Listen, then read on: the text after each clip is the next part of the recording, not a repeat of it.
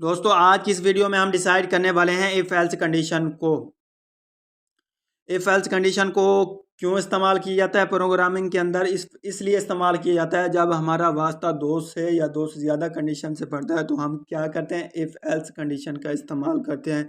If else condition का syntax जो है, इफ फिर छोटी ब्रैकेट शुरू करनी है, बांध करनी है, फिर दरमियानी ब्रैकेट शुरू करनी है, बांध करनी है, फिर एल्स लिखना है और फिर दरमियानी ब्रैकेट शुरू करके बांध कर देनी है। ये है इफ एल्स का सिंटैक्स। यहाँ पर हमने कंडीशन बनानी होगी। कंडीशन कैसे बनाई जाती है, पहले हमने सीखना होंगे रिलेशनल ऑपरेटर को। तो पहले इसको इफ एल्स के सिंटैक्स को ख़त्म कर देते हैं।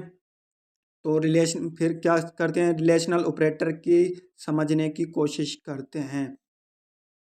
रिलेशनल ऑपरेटर जो जो लाइन नंबर 4 में है इसको कहते हैं लेस देन। फिर जो 5 में है इसको कहते हैं ग्रेटर देन। फिर जो 6 में है इसको कहते हैं लेस देन इक्वल देन। और जो 7 लाइन में इसको कहते हैं ग्रेटर देन इक्वल देन। जो इस 8 लाइन में उसको कहते हैं एग्जैक्टली इक्वल देन। जो 9 में है वो उसको क्या कहते हैं, नॉट इक्वल।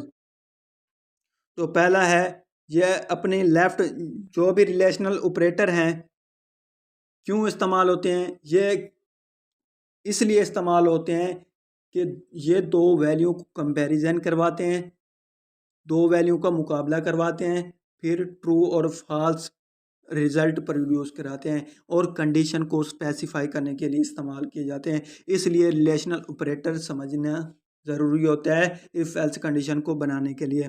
तो चलते हैं पहले की जानिब, जिसका नाम है लेस देन। जो पहला सिंबल आपको दिखाई दे रहा है इसको कहते हैं लेस देन। ये जो भी रिलेशनल ऑपरेटर होगा वो अपने लेफ्ट जानिब वैल्यू को रिलेशन अपने लेफ्ट जानिब जो वैल्यू होगी उसका रिलेशन कराएगा किसके साथ, जो अपनी राइट जानिब वैल्यू होगी उसके साथ। यानी ये 5 का मुकाबला कराएगा, मिसाल के तौर पर 5 का मुकाबला कराएगा 6 से। क्या 5 जो है 6 से छोटा है? अगर छोटा है तो जवाब देगा ट्रू में, जवाब देगा ट्रू में। अगर इधर होता 11 तो फिर क्या करता, ये जवाब को गलत कर देता, फॉल्स में प्रोड्यूस कर देता। क्या करता, कंडीशन गलत हो जानी थी। ये तो हमने क्या पढ़ा है कि क्या करता है रिलेशनल ऑपरेटर अपनी लेफ्ट जानिब जो भी वैल्यू होगी उसको कंपेयर कराएगा किसके साथ, राइट जानिब वैल्यू के साथ। यानी अब जो 11 है वो छोटा है किससे, 6 से। ये जवाब गलत है, ये कंडीशन गलत है, तो इसको क्या कर देगा, क्या कर देगा, फॉल्स रिजल्ट क्या करेगा, फॉल्स प्रोड्यूस करा देगा। अब नीचे आते हैं, ये इस सिंबल को कहते हैं ग्रेटर देन। ग्रेटर देन क्या करता है, अपनी लेफ्ट जानिब वैल्यू को कंपेयर करवाता है किसके साथ, राइट जानिब वैल्यू के साथ। यानी अब इसने क्या करना है, जो 12 है उसका कंपैरिजन कराएगा किसके साथ, अपने जो लेफ्ट राइट जानिब वैल्यू लिखी होगी यानी इसके साथ कराएगा। हमने इधर लिख दिया 3। अब 12 बड़ा है 3 से तो क्या जवाब आना है, क्या रिजल्ट प्रोड्यूस होना है, ट्रू। अगर 12 जो है क्या होता, यहाँ 12 की जगह क्या होता, 1 होता, तो फिर क्या आना था, फॉल्स। क्योंकि 1 बड़ा है 3 से, ये गलत हो जाता है। 1 बड़ा होता है 3 से, नहीं होता, तो इसको क्या करते हैं, फॉल्स कर देते हैं। फिर क्या होता, ये जो है 6 लाइन में इस सिंबल को क्या कहते हैं, इस रिलेशनल ऑपरेटर को क्या कहते हैं, लेस देन इक्वल देन। ये एक ही वक्त में दो काम करता है। क्या करता है, पहले तो टेस्ट करता है क्या जो मेरे लेफ्ट जानिब नंबर है वो जो मेरे राइट जानिब नंबर है उससे बड़ा है, छोटा है या बराबर है। क्या है, छोटा है या बराबर है। क्या टेस्ट करता है, अपनी पहले देखता है अपनी लेफ्ट जानिब वैल्यू को, फिर देखता है राइट जानिब वैल्यू को।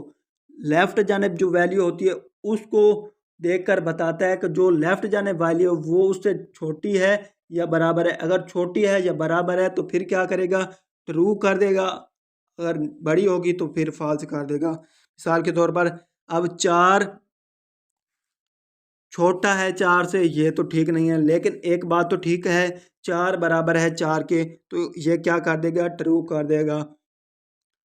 अगर इधर कर देते 3, तो 4 छोटा है 3 से, क्या करेगा, फॉल्स कर देगा। फिर दूसरी कंडीशन को चेक करेगा, 4 बराबर है 3 के। अब दोनों जो है काम जो है गलत साबित हो चुके हैं, तो क्या करेगा, इसको फॉल्स, रिजल्ट को क्या कर देगा, फॉल्स, फॉल्स प्रोड्यूस कर देगा रिजल्ट। फिर क्या होगा, अब चलते हैं जो है लाइन नंबर 7 में है, उसको पढ़ते हैं। अब ये क्या काम करता है, ये अपनी लेफ्ट जानिब जो वैल्यू होती है उसको टेस्ट करता है, क्या ये बड़ी है या बराबर है जो उसकी राइट जानिब वैल्यू होगी। यानी ये 7 को चेक करेगा, क्या ये पहले चेक करेगा 7 बड़ा है जो इसकी राइट जानिब वैल्यू दी गई है, 7 बड़ा है 6 से, तो जवाब इसने कर देना है ट्रू। दूसरी कंडीशन को चेक ही नहीं करना। अगर यहाँ ऐसे लिखा होता 7 बड़ा है 7 से, ये तो ठीक नहीं है। फिर क्या टेस्ट करता, 7 बराबर है 7 के, ये ठीक है, तो फिर क्या कर देता, ट्रू कर देता। यानी एक काम भी अगर ठीक हो जाए तो ट्रू कर देगा, अगर अगर एक काम भी ठीक ना हो तो फिर फॉल्स करेगा। ये क्या करेगा, ये जो बराबर के एक जाने वैल्यू होगी उसको टेस्ट करेगा दूसरे जानिब। इसको क्या कहते हैं, इस सिंबल को क्या कहते हैं, एग्जैक्टली इक्वल देन। यानी ये चेक करेगा क्या एक बराबर है एक के, एक बराबर है एक के, अगर ठीक है तो जवाब क्या करेगा, ट्रू कर देगा। अगर एक बराबर नहीं है दो के, तो फिर क्या होगा, रिजल्ट क्या होगा, फॉल्स में होगा, रिजल्ट फॉल्स प्रोड्यूस होगा। ये जो है, ये जो सही कंडीशन होगी उसको फॉल्स कर देगा, जो फॉल्स होगी उसको सही कर देगा। ज़्यादातर इस्तेमाल ऊपर वालों का किया जाता है, इसलिए जो नीचे वाला है ये आपका होमवर्क है, इसको आपने खुद ट्राई करना है, इसको आपने खुद ट्राई करना है। ये मैं आपको नहीं समझा रहा, अभी वीडियो हो रही है लंबी, तो चलते हैं हम इफ़ एल्स कंडीशन की जानिब, उनको सीखते हैं थोड़ा सा, फिर अगली वीडियो में उनको तफसील से सीखेंगे। जब आज सिर्फ एक कंडीशन का इस्तेमाल करेंगे, लेकिन अगली वीडियो में एक से ज़्यादा कंडीशन का इस्तेमाल करके भी उनको देखेंगे। तो चलते हैं, इफ़ एल्स का सिंटैक्स लिखना शुरू कर। तो पहले हम इफ़ एल्स कंडीशन का सिंटैक्स लिख लेते हैं, बाद में आपको बताते हैं कि करना क्या है हमने। इफ़ सिंटैक्स लिख लेते हैं पहले।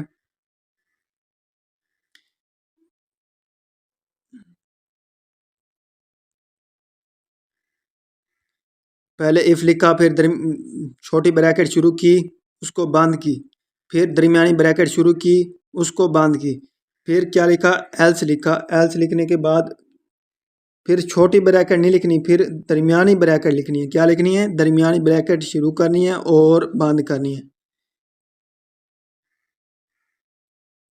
ये सिंटैक्स होता है इफ़ एल्स कंडीशन का।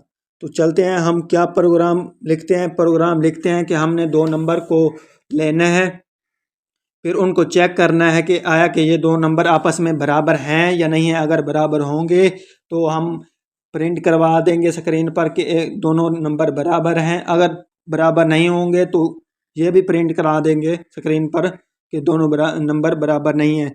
तो पहले क्या लेते हैं, इंट टाइप के दो वेरिएबल ले लेते हैं, क्योंकि दो नंबर हमने लेने हैं इंट टाइप के, ए और बी दो वेरिएबल ले लिए।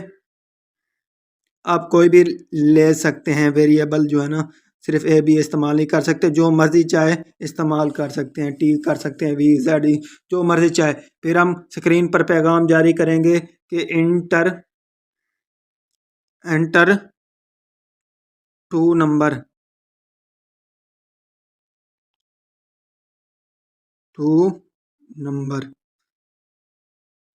बैक स्लैश और एन का इस्तेमाल करेंगे, ताकि जो है ना आउटपुट के वक्त जो है कर्सर नेक्स्ट लाइन में आ जाए।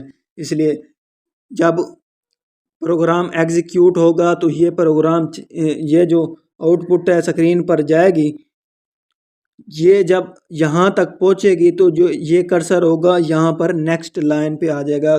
कहाँ? जब एग्जीक्यूट हो चुका होगा प्रोग्राम, तब कि ये स्टेट ये जो बैक स्पेस n है तब ये काम करेगा, कर्सर को किधर ले आएगा? नेक्स्ट लाइन में ले आएगा। तो इसलिए इसका इस्तेमाल करते हैं। फिर जब यूज़र को ये पैगाम मिलेगा कि इंटर 2 नंबर, तो वो कोई ना कोई 2 नंबर इनपुट करेगा, तो उसको फैच करके कहीं ना कहीं स्टोर करने के लिए हमें क्या करना पड़ता है? स्कैन एफ फंक्शन का इस्तेमाल करना पड़ता है। तो स्कैन एफ फंक्शन का इस्तेमाल करेंगे, 2 वैल्यू तो इसलिए 2%d लगाएंगे, क्योंकि दो इंटीजर वैल्यू को हमने फैच करना है, इसलिए 2%d लगाया। फिर एड्रेस ऑपरेटर का इस्तेमाल करना है, a लिखना है, फिर एड्रेस ऑपरेटर का इस्तेमाल करना है, b लिखना है, लेकिन दरमियान में कॉमे लगाने हैं। कोटेशन के बाहर भी इधर कॉमा लगाना है और इधर भी कॉमा लगाना है, फिर बाहर में सेमी कोलन लगाना है। फिर आना इधर इफ एल्स में, इधर लिखना है हमने कंडीशन को। क्या क्या कंडीशन लिखेंगे भाई?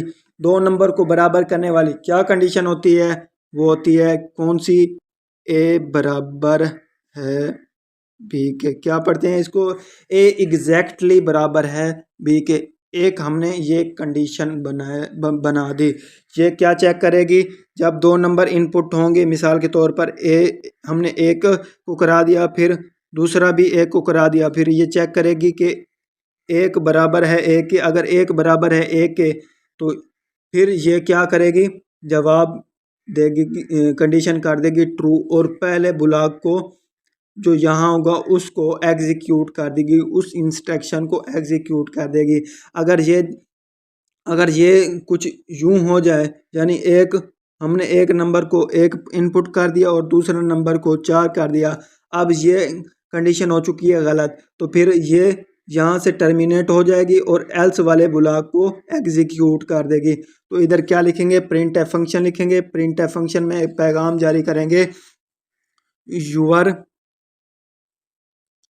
Input number is equal.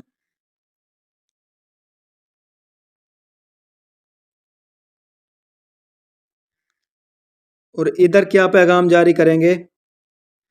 इधर करेंगे कि यूर इनपुट नंबर जो है वो इक्वल नहीं है। क्या लिखेंगे? यूर इनपुट नंबर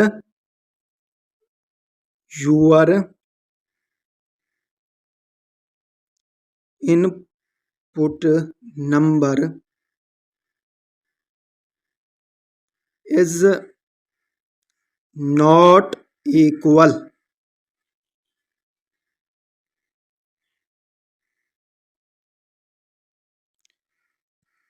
यानी जब कंडीशन ट्रू होगी तो ये ब्लॉक एग्जीक्यूट होगा, अगर कंडीशन फॉल्स होगी तो ये ब्लॉक एग्जीक्यूट होगा, एल्स वाला।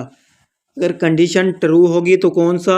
जो इफ़ के साथ हो ब्लॉक होगा उसको एग्जीक्यूट कराएगा कंपाइलर। अगर कंडीशन फॉल्स होगी तो ये वाला। तो चलते हैं प्रोग्राम को रन करते हैं।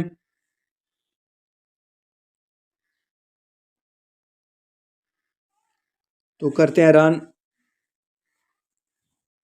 पहला नंबर क्या कर देते हैं? एक इनपुट करा देते हैं, फिर दूसरा नंबर भी एक इनपुट करा देते हैं।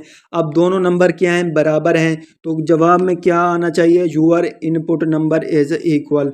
तो your input number is equal, तो जवाब ठीक आया, क्योंकि हमने कंडीशन में पहले भी आपको बता दिया था कि ये चेक करेगा जो ए में वैल्यू स्टोर होगी, फिर उसको कंपैरिजन कराएगा बी के साथ। क्या ए वाली जो वैल्यू है बी वाली वैल्यू के बराबर है? अगर बराबर होगी तो ये वाला ब्लॉक एग्जीक्यूट करा देगा, अगर बराबर ना होगी तो ये वाला। अब चलते हैं दोबारा रन करते हैं, फिर चेक करते हैं कि क्या होता है जब 2 मुख्तलिफ वैल्यू को हमने इनपुट करना हो। तो पहले ही 7 इनपुट कर दी, फिर दूसरे नंबर पर 9 कर दी। तो अब क्या जवाब आना चाहिए कि your input number is not equal. तो your input number is not equal, तो क्या हुआ? जवाब आ गया। अब दोबारा एक दफ़ा दोबारा रन करते हैं, 7 कर देते हैं और 9 कर देते हैं, और क्या फिर भी जवाब आता है your input number is not equal, तो जवाब ठीक आ रहा है हमारा। तो